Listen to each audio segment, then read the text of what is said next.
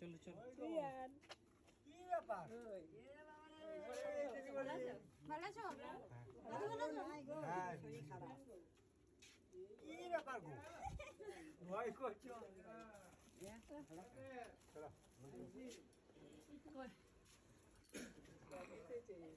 কি ব্যাপার?